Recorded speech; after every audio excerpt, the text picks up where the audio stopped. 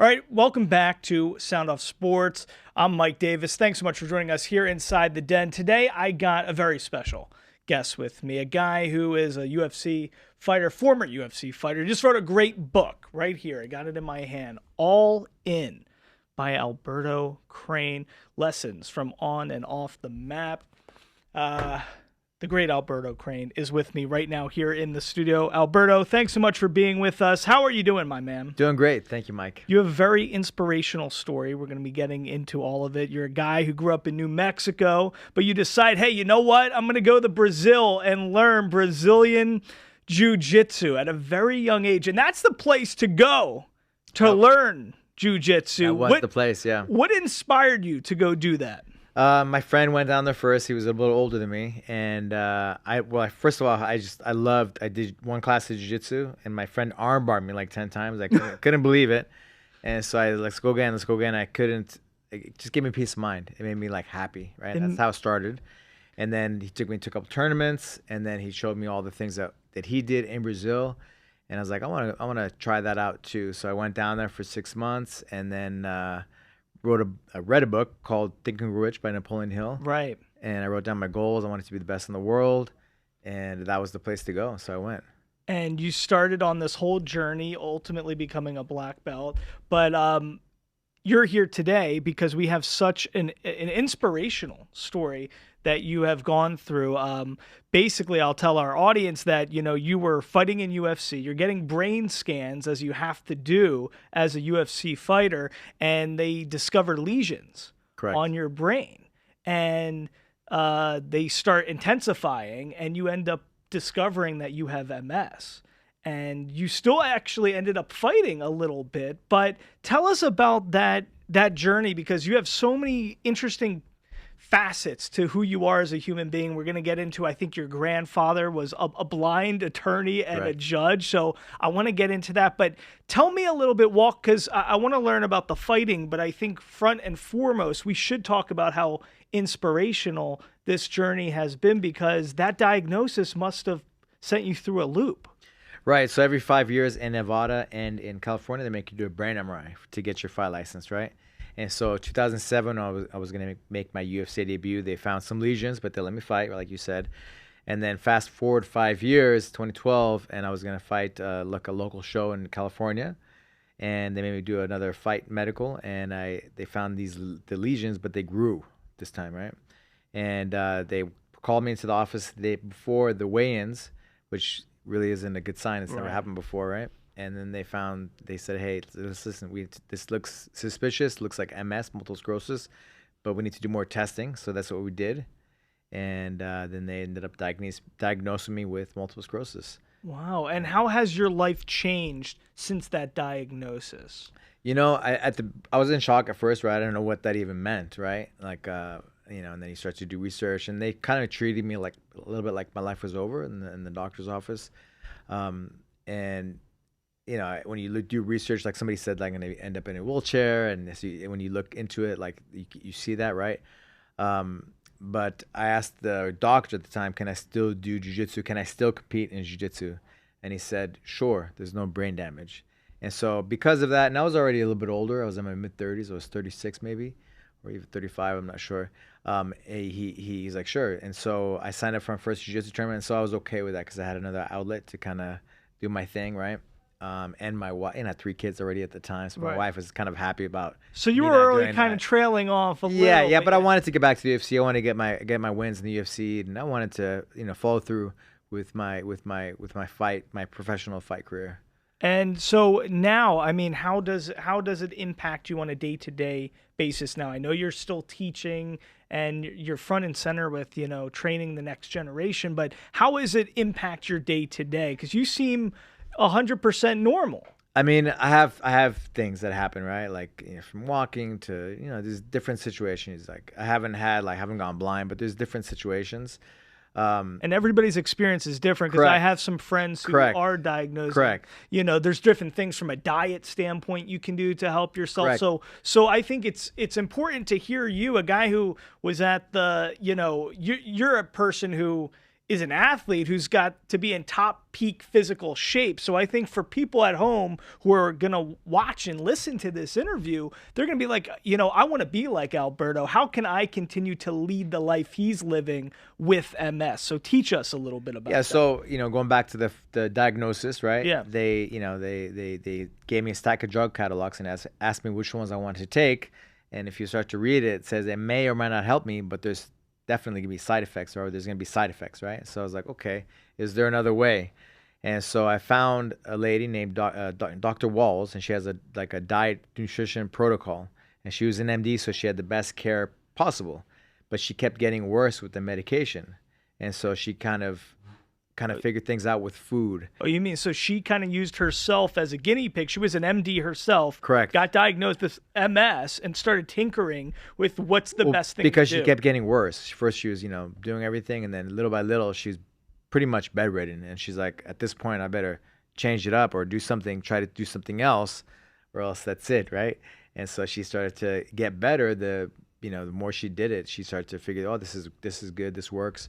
And so she created this whole, nutrition, kind of paleo style diet. And I think even if you don't have MS, this is something good to explain to us the paleo diet a little bit. So high protein for good fats, right? Yeah. Just whole food, right? Whole foods. I think we can all, so you don't eat a lot of carbs and a lot of breads. I don't. If I do, it's very because I want to have a celebration. Exactly. But I know I'm gonna pay, so I'm very aware of that. Wow. I'll do well with it. I'm so curious. Take me through like a day. Like, what are you gonna have to eat throughout the day today? What did you have so far? I had eggs Okay. and some bacon, and I had a little bit of potatoes. Okay. They asked me if I wanted bread and different things, and I said no, I'm good. I pass on all the stuff. Pancakes, no. And so I did that before we came here. I had a little coffee, and I feel great. What about dairy? Dairy is okay. I don't, for example, if I want to have a latte, for example, I usually drink espresso. But if I want to have a latte, I'll have it just to enjoy, right? Okay. Because I think you have to be happy too, and when you're happy, I think you do better as well. I love that. All right, so let's talk about this book right here. So All In, Lessons on and Off the Mat. You've been all over the place talking about this baby. What are we going to learn if we read this? I'm sure this is all about, your journey, not only as, making that trek to Brazil, but all the way through your diagnosis. What's the biggest lesson that everybody can take from this book? I think resilience. I think it's all about resilience, not giving up, going for your dreams and not giving up, doing it or die trying to do it. Not to be dramatic, but that's the that's the mindset.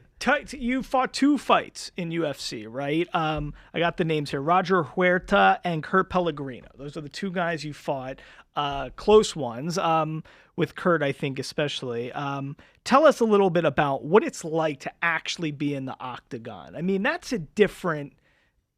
That you got to be wired differently from the get-go just to want to put yourself in the octagon like that. What's it like? Try to describe what that feels like for someone to be coming at you, and this is life or death. Well, the first fight that I did in the cage, right? I wanted to see, hey, does this Brazilian Jiu-Jitsu stuff work? Yeah. Right? In a real situation. So that's how that happened. I did my first fight, and then I did my second, third, and I kept wanting some belts and titles.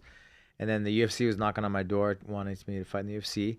And then watching the UFC for many, many years, and then actually going out there, walking out to the cage, like in Mandalay Bay, is, it's kind of surreal, right? And some big names at the time were Randy Couture and George St. Pierre.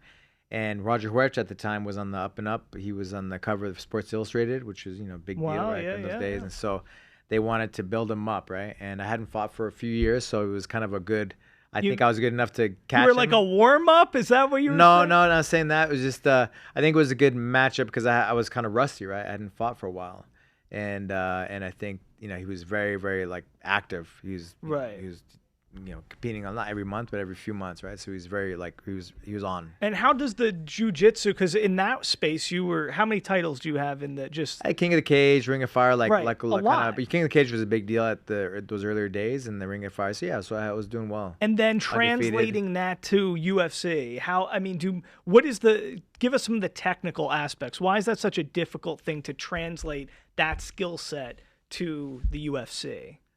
From smaller shows to bigger shows? Yeah, from the whole Brazilian Jiu-Jitsu. Oh, okay. Concept. I mean, listen, in the early days of UFC, it was like, which is the best style of fighting Discipline, yeah. to win here, right? And the Gracie family, they proved how efficient it was, right? And I did that at the beginning of my fights, right? But then as years went by, people become more and more well-rounded. They don't just do jiu-jitsu, they do wrestling, they do Right. striking. You have to be kind of well-rounded. And so the evolution of that is that, right? And then in the UFC, of course, you had the best guys at the time. And at that time, still, they didn't have that many shows, right? So it really was like the best guys that. Gotcha. So when did the Gracie style when was that the dominant style of UFC where you saw most people really using that discipline? Because then, it got to the Forrest Griffins and the guy who were more brawler types, So the first UFCs, Hoying Gracie, right, was Yeah. the Hoist Gracie's brother. Grace Barra. No, it's part of the family, right? Okay. So the Carlos Gracie Sr., he had like 30 kids, just so you know. And Really? Then Hoist's dad, Helly Gracie, had like, I don't know, 12. Wow, these guys were at work. He definitely did. He had He liked 6, the ladies. 7 women. Like, yeah. What? He didn't believe in birth control. Let's say that. I gotcha. So he was a natural guy. Anyway, it's a big family, and I forgot I went on a tangent on. Oh no, I was just asking, like, when did that discipline take over UFC compared to the brawl? Right. So going back, so Hoying Gracie started it, right, and then after the fourth UFC, they wanted to. He had a fight with Dan Sarin, which went on like for 15 minutes, or even, I don't know, maybe even longer. I forget, it's been so long, but because of that, it didn't work with TV. And so, like, listen, right, from what I hear, right?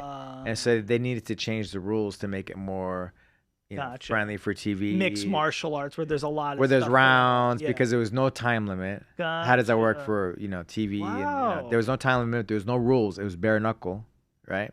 And so it's kind of the elbows, headbutts, everything, oh my right? Lord. And it's so violent today. Imagine what that was. You're right. So it was a different era. It was the Vale-Tudo era, and then Hoist Gracie fought until the UFC 4, and then Hoying Gracie got out of the UFC, and so then it started to shift, right?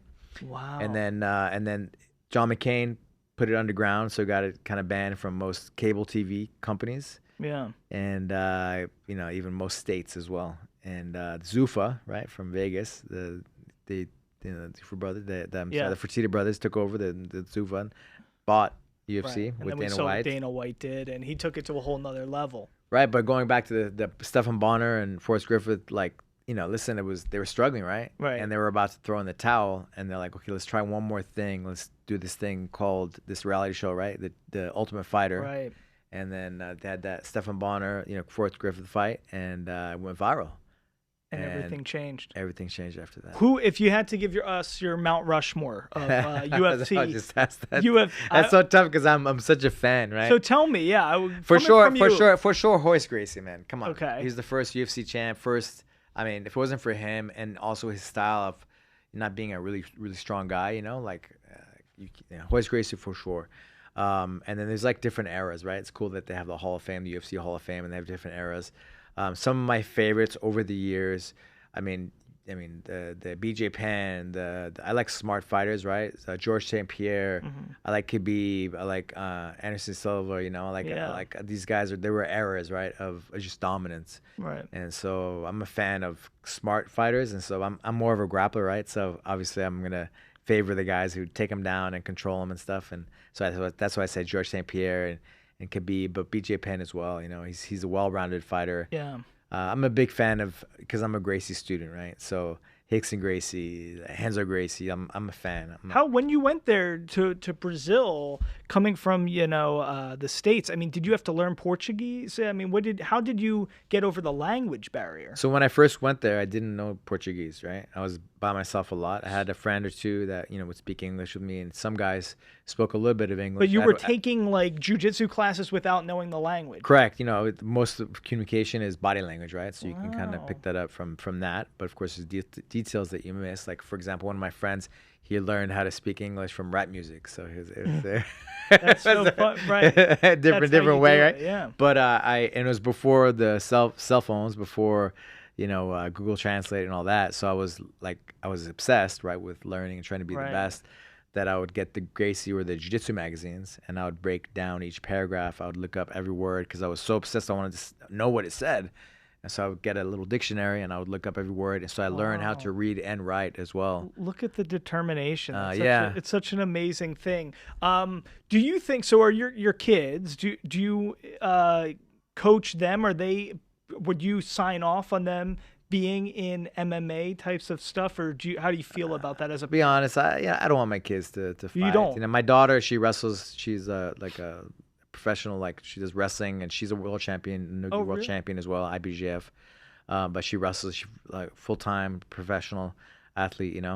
So there's just so many ways to make a living, and if that's what they really want to do, I'll What is it support like? that. And But tell me what it's like really being in that mindset where I mean, do you have to have a different pain threshold and just a different ability to take a hit and just not enjoy it because nobody likes getting hit, but do you have to just be okay with it where it's more of a mild kind of situation? Or how did you take that? Like, did growing up, I'm curious, did you get into schoolyard fights? Were you a kid who, because I feel like most people who are trained, it's like the job, they don't want to be in a fight, but then they do it professionally. Were you a kid where a bully would come up to you and you would have a story where you'd take them out and you love that? Or no, I think I'm a happy guy.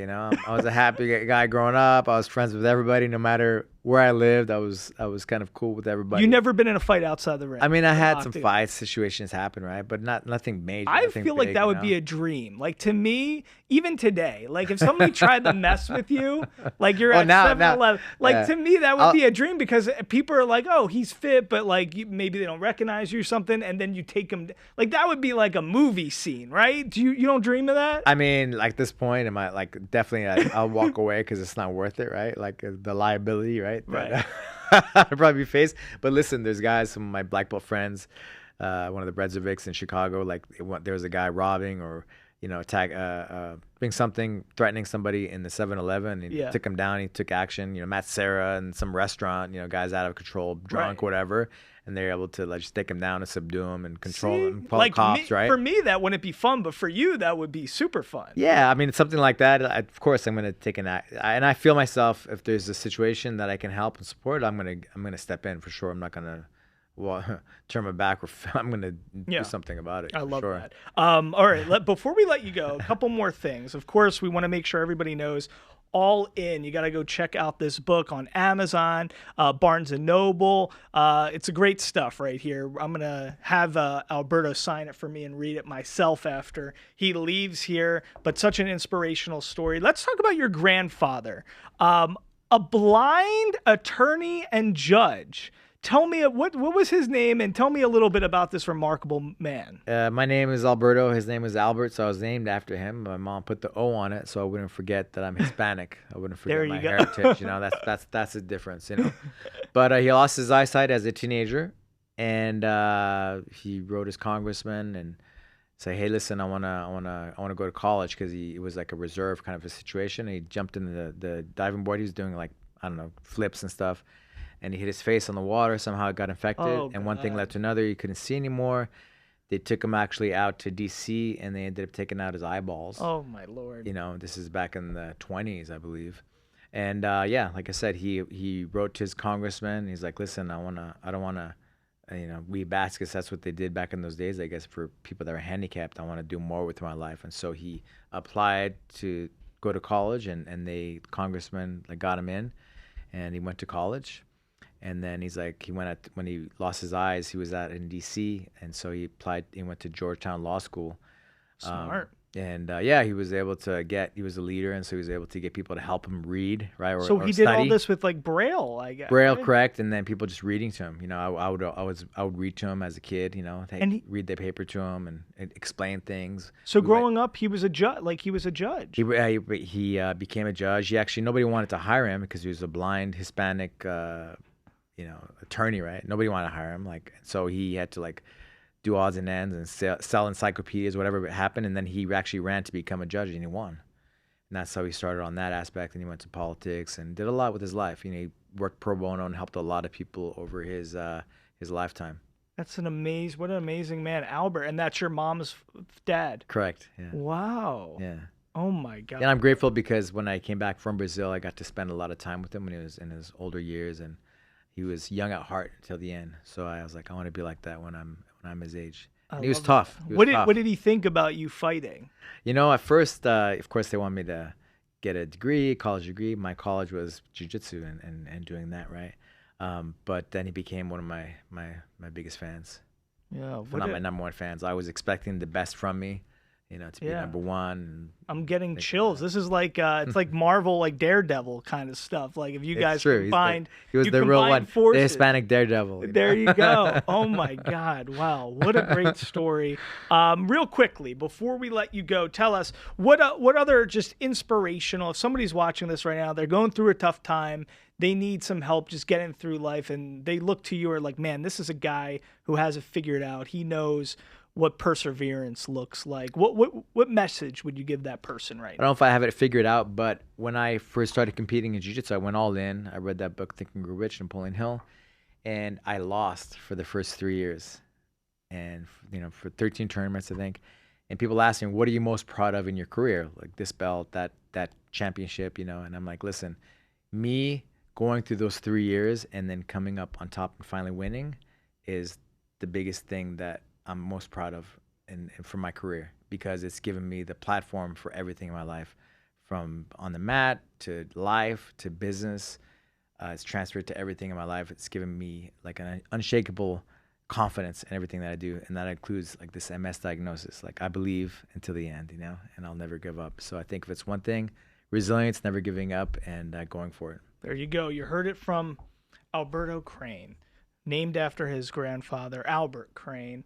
We love Gonzalez. Right. I got the Gonzalez, but he got the Crane from the dad. That's right. But we appreciate you being here. Make sure you go check this out. All In. I'm gonna go read this baby after I get done with this interview. I can't wait to see all the great stuff you continue to do in media and business and just coaching up young kids. So we appreciate your story. Thanks for joining us here, and we appreciate everything. I'm going to have you sign this baby for us, okay? Yes, for sure. All right, guys. Thanks so much for joining us here on Sound Off Sports. The great Alberto Crane. Thank you, man.